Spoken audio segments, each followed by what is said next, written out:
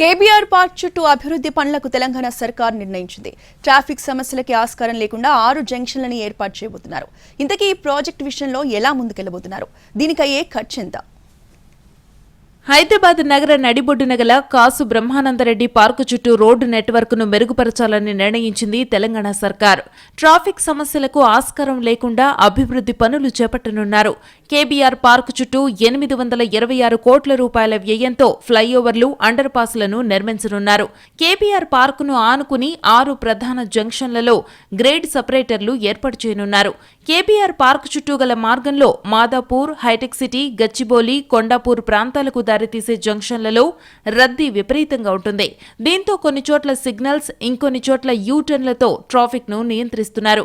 KBR park చుట్టూ ఎక్కడా signal లేకుండా ట్రాఫిక్ కు అంతరాయం కలగకుండా ఉండేలా 6 జంక్షన్లతో కొత్త డిజైన్ సిద్ధం చేశారు.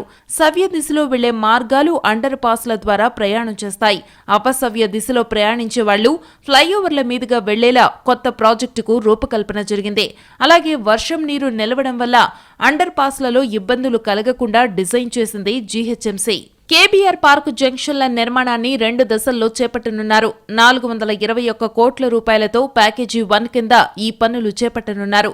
ఇందులో Jubilee hills checkpost, KBR park ప్రవేశ ద్వారాలను కలుపుతూ అండర్ పాస్లు, ఫ్లైఓవర్లు నిర్మిస్తారు.